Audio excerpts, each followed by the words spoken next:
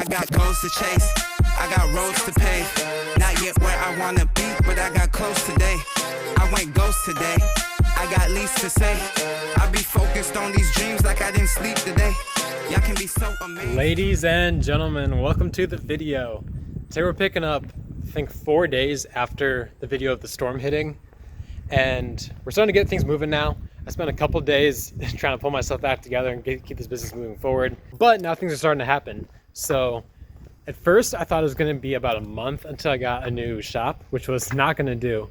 But luckily the property manager came through and someone that was gonna move into one of the replacement units did not want theirs. So I got the key to it here. I'm about to take a look for the first time. I know it's smaller. It's 317 here.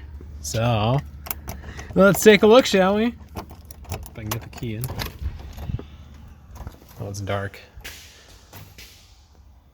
Yeah, that's a big old empty room right there if I've ever seen one. I figure if we at least have a spot to put our supplies now, because right now it's everything we own is in the back of this truck and a little bit in here. And then the rest is just getting buried. We took out everything of value, but that's kind of what we're working with now. So I guess the plan is I gotta open this garage door. We have no power.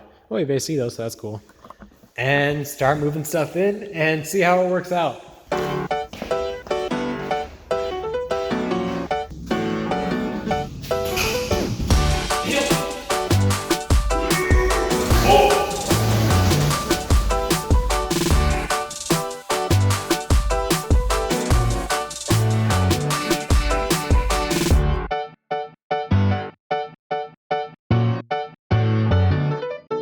We're gonna do a little bit of movie magic to fill the second one in here. Oh my gosh, dude, what the heck? There's another vehicle in here now? I think it's gonna be the move for now, because I figure it's long enough where the tailgate is almost to the door now. So we have the space in front of the truck to put our stuff, and then there's plenty of room between the vehicles to walk, and then we can put more stuff, door swing open there, here. That's the plan for now.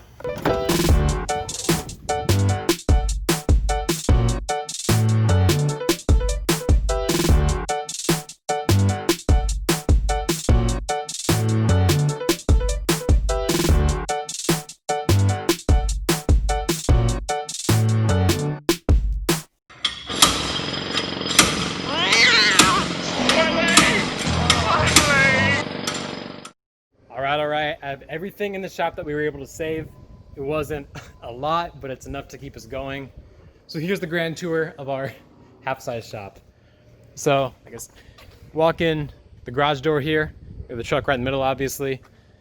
And then I lined up the little supplies along the side, since there's still a fair bit of gap between the wall and the garage door here. There's plenty of space to walk through and get what you need. And then off to the right, all our 5-gallon buckets, the surface cleaner, the Boulevard of Broken Memes, all the empty paint cans. Was able to save the Proud but Never Satisfied poster. Then we got our ladders by the door like at the old shop. The shirts, pressure washers, the hoses, pressure hoses, vet tucked away in the corner. And then we have drop cloths, the tubs filled with various items. This is all like application stuff, painting application, painting prep, all of our tarps for staining, and then all the usual small stuff. Got the cleaning stuff like the plastic tarps, rags, broom, then the power tools. But what I'm most excited about, is that in frame? We still got the banners. Both were saved. They're not pretty. I considered cleaning them, but honestly I kind of like the battered and torn look. Kind of shows what we've been through and that we're still going strong. I don't think I've shown you the damage done to all the vehicles yet either, so I'll do a quick glance over that. So this one is clearance. So this is the one of the three that would be called totaled. So it's got like little dents here, scratches, and I think oddly enough, since it's higher mileage, which didn't help the value, but it's stuff like this on like the frame, the structure of the vehicle, that's a little bit more difficult to replace. Big dents in there, the roof, and then dents there, scratches coming down there, big dent there. More news on him in a bit. And then we'll come out here to Cletus, which came out better than the other three, but still not too pretty with the other two. So we lost the side mirror, which has made changing lanes very difficult.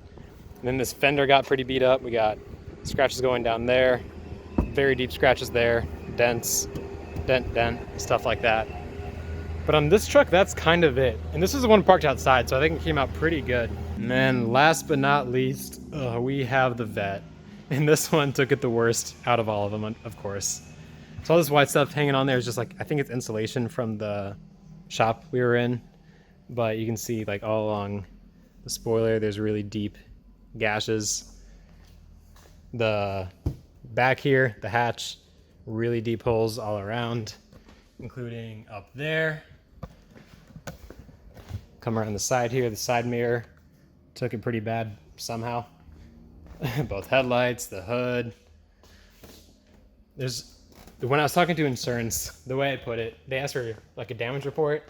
I said, honestly, every panel has a dent, scratch, or hole in it of some sort. This is the worst of it on the back quarter panel. Just a big old hole punched in the side. And then the glass roof did not fare so well. But strangely enough, it's not totaled. It's gonna get fixed. I just won't be driving it a whole lot anytime soon. So the interesting thing about this truck, the one I was gonna get totaled, is since it would have been written off as a loss, I can either keep the vehicle and receive X amount, or I can give the vehicle to Geico and get like 2X. So I'm stuck. I can either keep the truck and then use what I receive for it to put a little extra down and get another truck, or I can give this one to Geico and use that money to get 2 vehicles and then still have to put a little bit of money down myself. Right now I'm leaning on keeping this vehicle because it's already tried and true. And as you saw, the damage it took really isn't too bad. And it's already a proven work truck. And then that way I can take the cash I get for it and get a third vehicle, which we'll be needing relatively soon. And while we're in the area, before I head out, I thought I'd give you a final look at what happened to Suite 118 in its current state.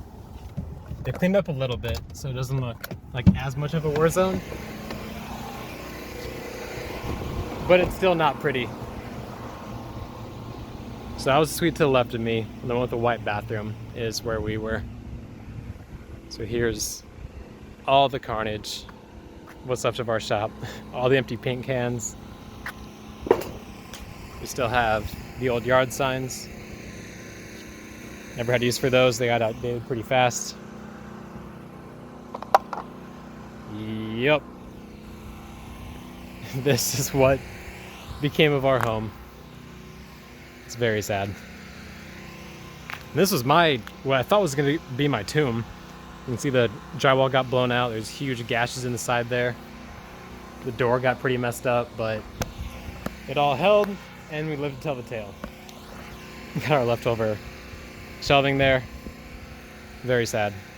Very sad indeed. But what's not sad is getting estimate requests for the painting business. Business has definitely slowed down since the storm. This is the first call I've gotten in 4 days now, and I don't think it's for a huge project.